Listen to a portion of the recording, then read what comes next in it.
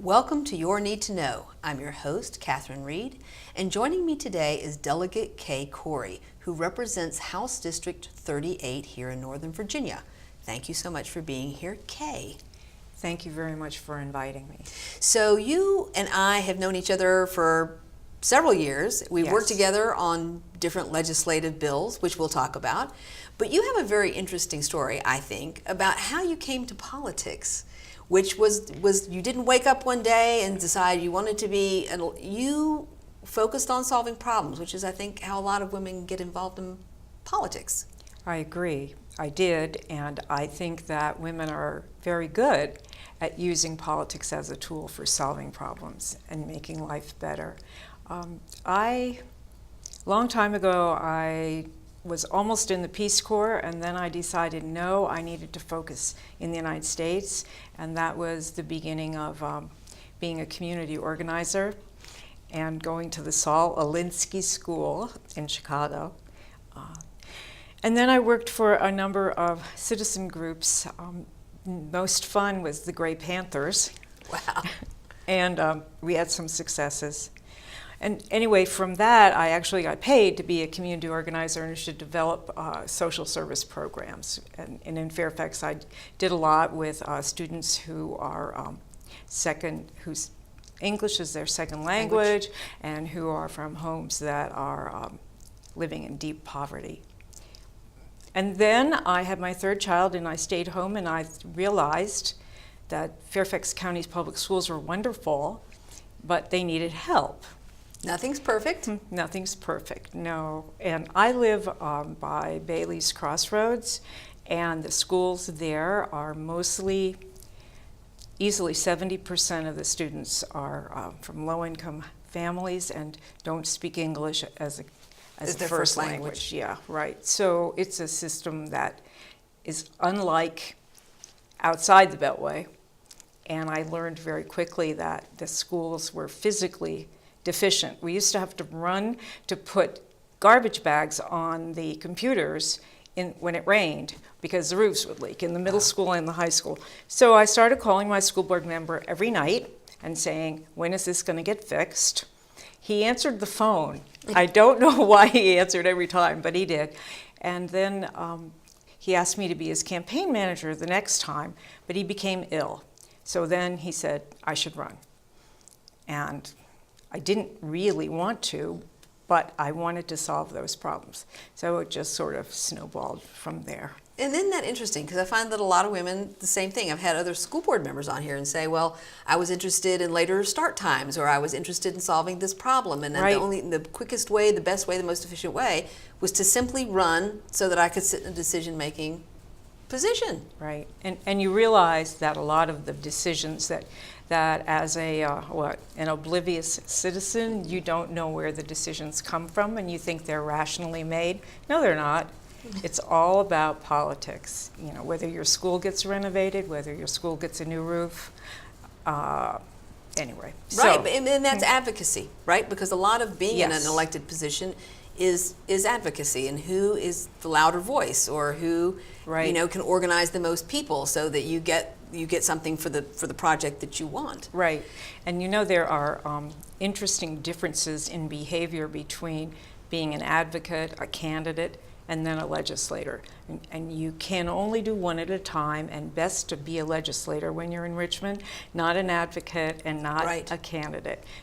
Not everybody can handle those distinctions. I think that's true. I think a lot of people don't understand the nuances of how they are different. Yeah, So when right. you were on the school board, then suddenly you had the opportunity. Actually, you carved out a place for yourself in 2009. Yeah, well, the truth is I was ready to retire from the school board. It just felt like the right time, and I had accomplished a lot of the things I set out to accomplish, and a number of people were asking me to run for delegate, and it took a lot of kicking me, but I began to see that we were not being well served at the time. And so you primaried an incumbent. I did. Generally, the rule of thumb is that incumbents win like 97, 98% of the time, and you were primarying. Well, I'm glad I'm an incumbent now. No. Sorry, but you were primarying within the party. That was gutsy. That was bold. Yeah. And then you won. Yeah, I did. Well, I honestly, when I paid attention, like I hope all your viewers do, I began to realize all the opportunities that our delegate was missing to help his community.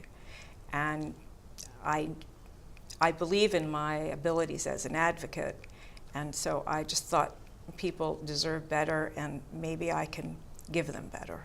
And clearly you did. You know, when you give voters an opportunity to choose, that's free and fair elections, and you were freely and fairly elected to replace an incumbent. Yes, and I'm very fortunate, and I'm very grateful to all the people who supported me and have stuck with me. Right, because so January 9th is the first day of session. This will be your 9th legislative session. I'm going to be number 32 or 3 in seniority. Out of 100. Yeah. That's pretty amazing. It happened so fast. It did, but but a lot has changed since you were in your first session in 2010. There's more women there now. I mean, there weren't a lot before. There were 12 in the General Assembly, 12. And we were nice little ladies. At least that is how the majority of the members treated us.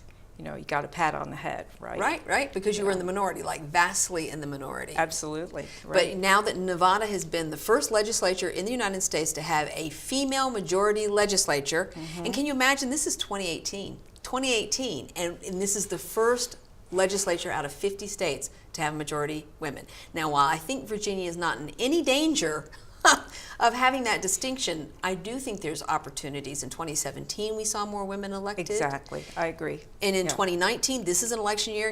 People don't realize 2019 is an election year. You're up for re-election. Yes. And there will be other opportunities to elect women. Right. And I honestly believe that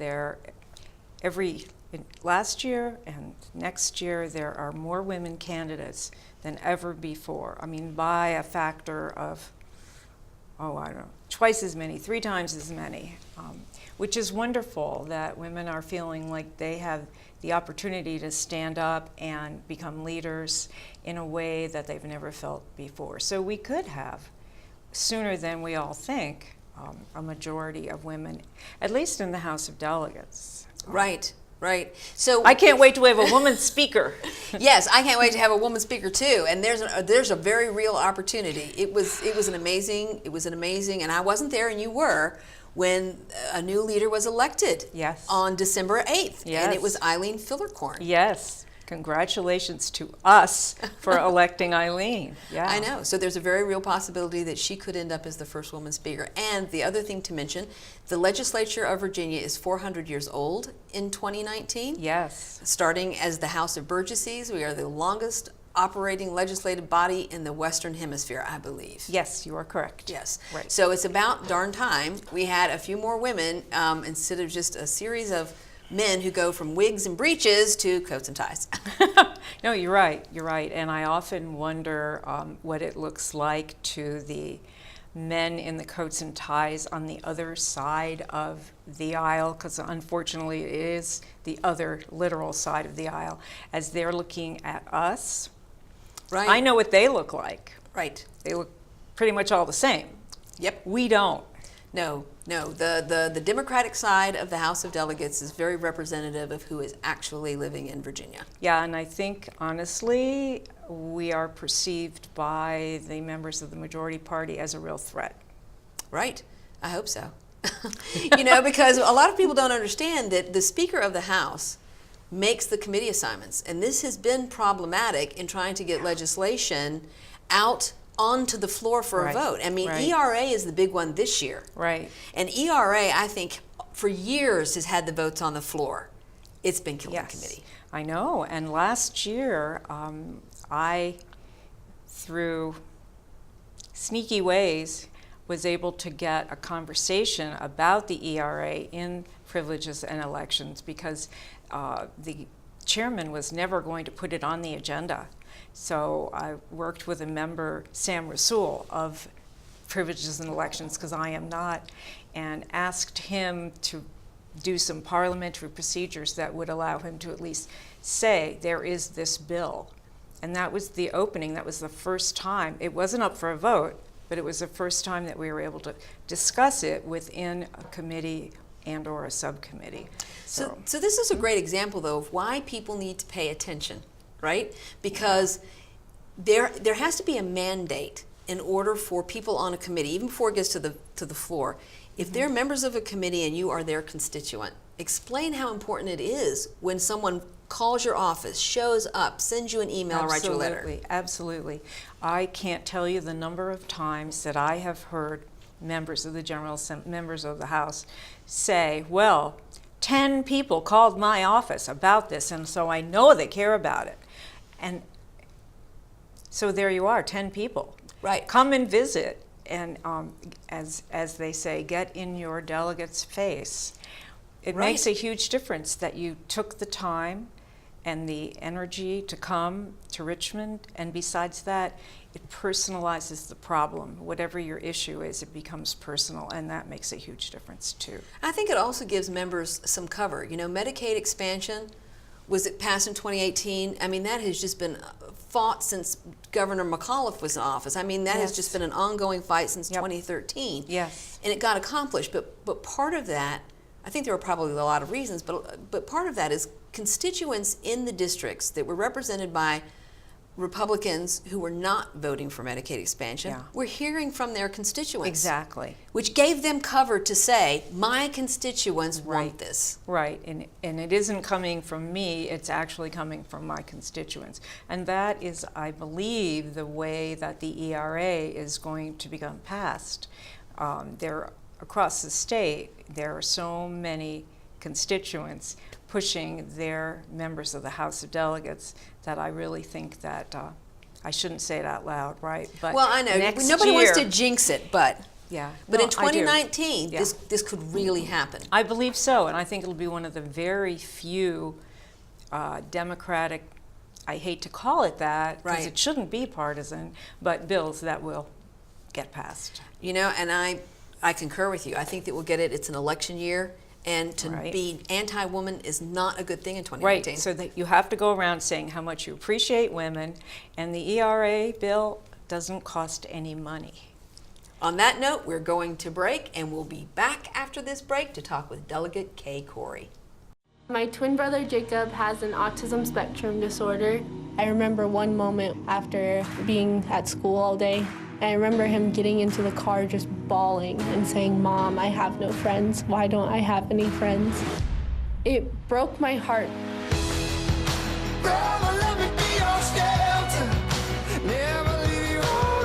That was the moment when I realized that I needed to do something about this. I needed to make a difference in his life.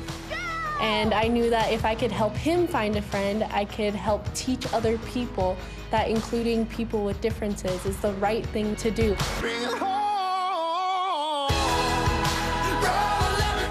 That was the inspiration behind my nonprofit, Score a Friend. Educating people to include people with differences is so important because when Jacob's included, he feels like he can succeed in life and he feels like he actually has a purpose.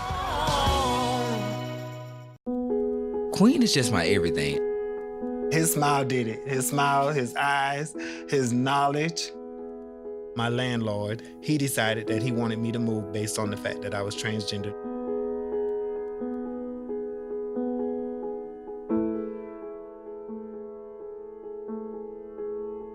Let's just respect people in everyday life for just being human.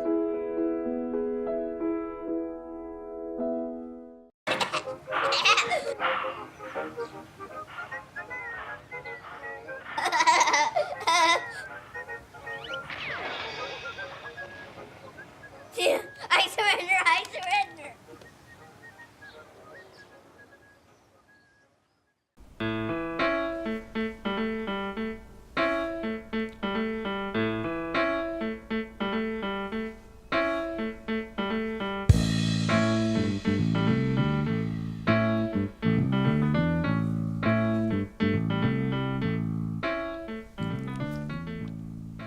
Welcome back to Your Need to Know. I'm your host, Catherine Reed, and joining me today is Delegate Kaye Kory, who represents House District 38. Thank you so much for being here.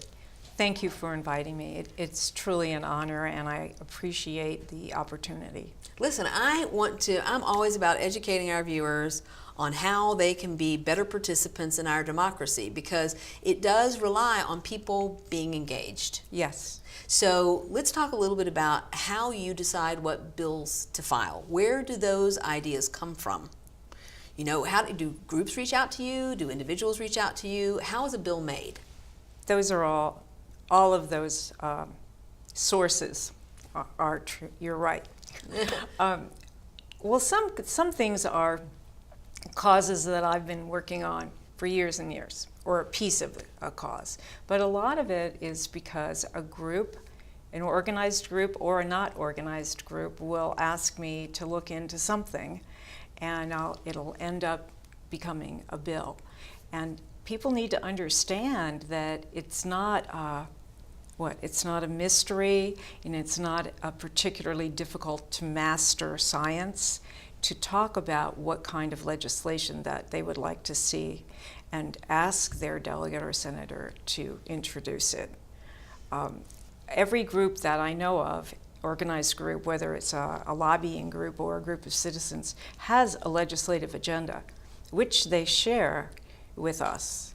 And that gives us some ideas about what the people out there are interested in seeing that we didn't think up by ourselves. Right, so like the Northern Virginia Chamber of Commerce has a legislative agenda. Yes. They do one every year. Last year, as in previous years, Medicaid expansion was one of the things the Chamber was supporting. Yes, absolutely, they were. And usually the school board's legislative agenda is dear to my heart, because I used to be on the school board, and education to me is fundamental. It's as much an investment in the future as building roads. So I always look at ways that the code can be improved to benefit education in Virginia. Most people don't realize that we're a Dillon Rule state, which is long and complex, but essentially what it means is that localities can only do what the General Assembly tells them that they can do. And there's no interpretation, there's no debating about legislative intent. The words have to be exact, or you can't do whatever it is. Yeah, and it's been hard for people in Fairfax County to understand that, because we had the defeat of the meals tax. Right. And that was because we're a Dillon Rule state. But Arlington and Alexandria are cities. Fairfax they're City allowed. And they're allowed to. And so this has been very confusing to people to understand what counties can and cannot do in the Commonwealth of Virginia. Exactly, and counties and cities and towns all have slightly different powers granted by the legislators. For example, the city, I think it was Alexandria, anyway, one of my first years came to the General Assembly and wanted to pay their mayor twice a month instead of once a month. And that meant they had to change their charter. And that meant that they had to get the House and the Senate to agree. Wow, all of that.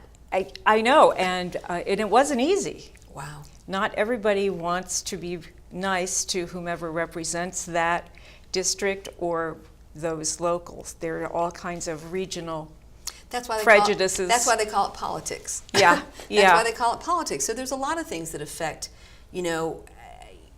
who is going to be on your side, So there's a lot of things, we were talking about the ERA before, but because Democrats are not in power and Republicans are by a very small margin. Right. The Speaker of the House is making the committee assignments, and they're packed with members of his party. Yes. Which means many, many things are killed before they ever get out of committee. Yeah. A lot of people don't realize that, in fact, the Speaker has incredible power, rather like an emperor, and majority can be a majority by one. It doesn't matter. Right. Majority is majority, and the Speaker makes the rules. Now, yes, we do vote in the beginning of a biennium on about a 1 million-page thick bill of how we're going to proceed.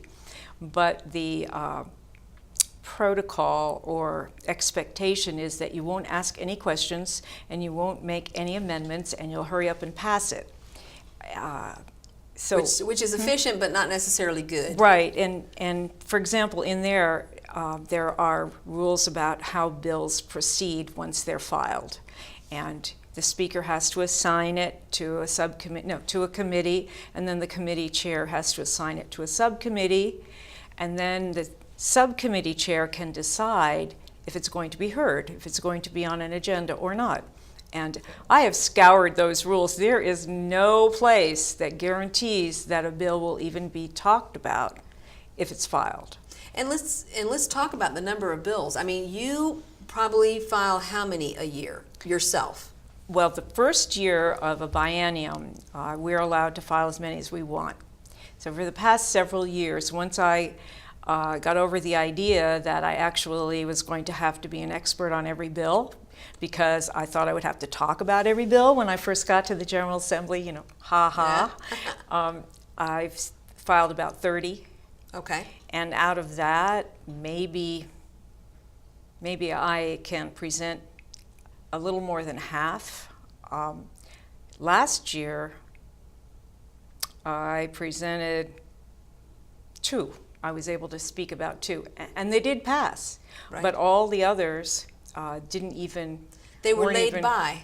Yeah, well, no, they weren't even talked about. Oh, they never even got to be laid by because they never even discussed them. Right, yeah, which is a bit of a.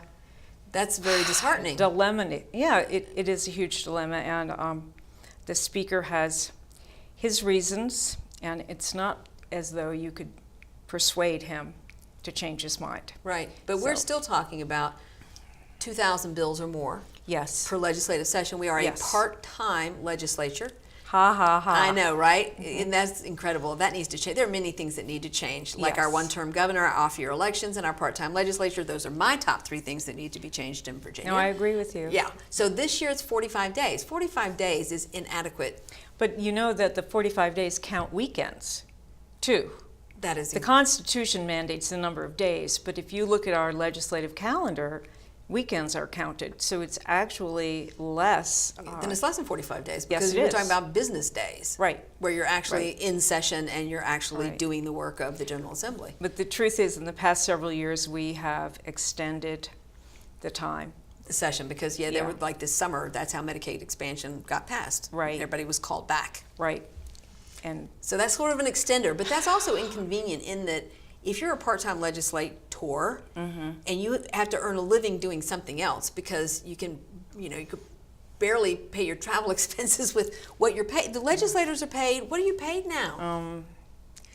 It's really $18,000 a year. $18,000 and mileage.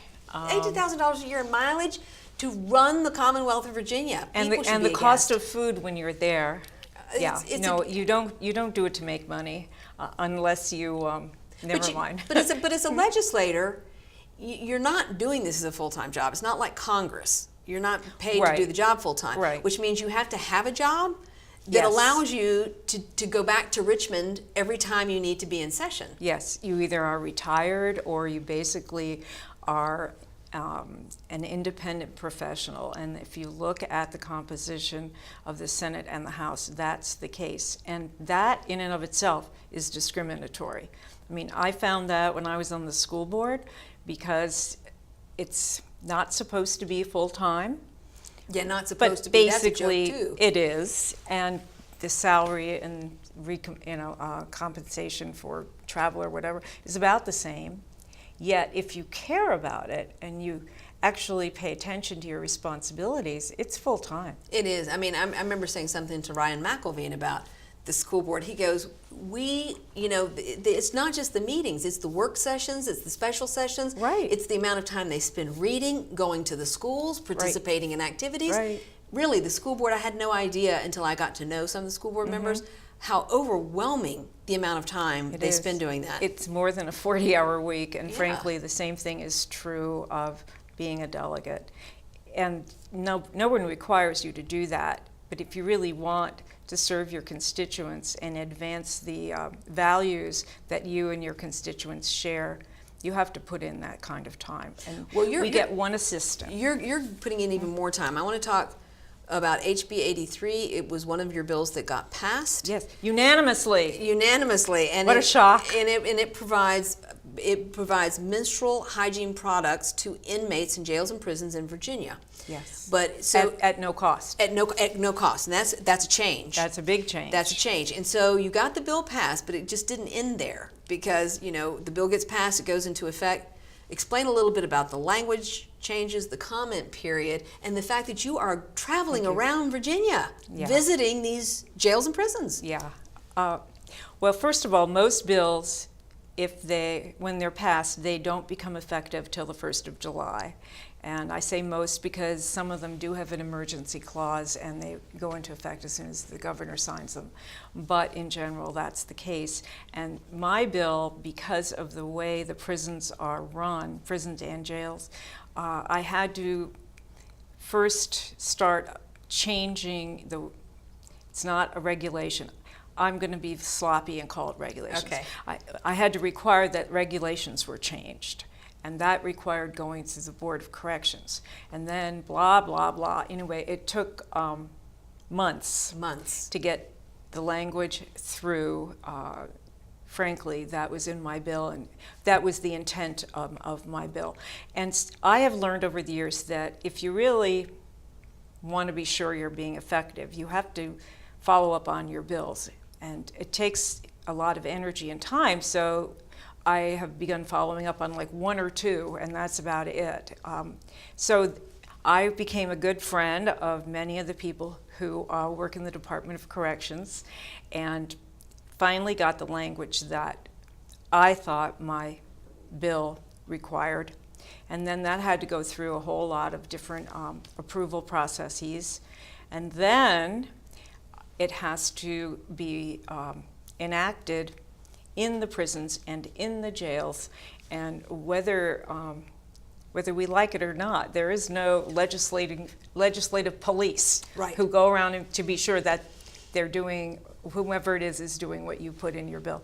So I have been going to jails and prisons, not only to see tampons and pads, but I want to learn. There's so much. Corrections. Yeah, and there's so many issues. Well, you have gone above and beyond as a legislator. I appreciate you coming here and explaining to viewers how what the job is and how you're doing that job. Thank and you. It makes a difference. And I want to thank you and tell everyone out there that this is what you need to know.